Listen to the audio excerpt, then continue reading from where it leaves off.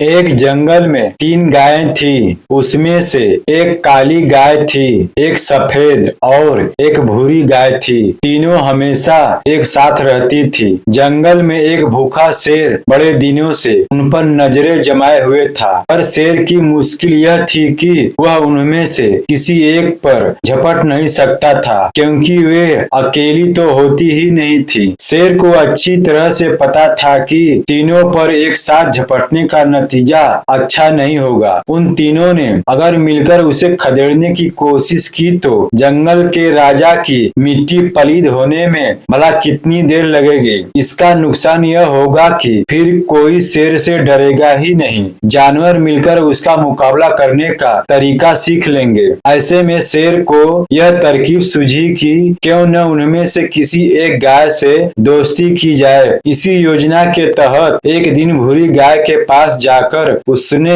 नरम स्वर में कहा, कैसी हो मित्र? भूरी गाय यह सुनकर भौचक्की रह गई। उसने सहमते हुए शेर से पूछा, महाराज, क्या आप मुझे जानते हैं? शेर बोला, भला क्यों न जानूंगा, तुम हमारे ही परिवार से तो हो, इसीलिए तो तुम्हारा रंग भूरा है। शेर के वचनों से गाय मुग्ध हो गई। धीरे धीरे भूरी गाय और शेर के बीच बातचीत बढ़ने लगी। शेर का साथ पाकर भूरी गाय में अहंकार आ गया। वह खुद को शेरनी समझने लगी। काली और सफेद गाय ने उसे समझाने की बहुत कोशिश की कि शेर से दोस्ती उसके लिए ठीक नहीं, लेकिन भूरी गाय को लगता था कि सफेद और काली गाय उससे जलती हैं, इसी कारण वे शेर से दोस्ती के लिए मना कर रही हैं। एक दिन शेर भूरी गाय से बोला, चलो तुम्हें मैं अपना साम्राज्य दिखाता हूँ। वह शेर के साथ अकेले ही जंगल में जाने को तैयार हो गई। घने जंगल में सही मौका देखते ही शेर ने भूरी गाय को अपना शिकार बना लिया।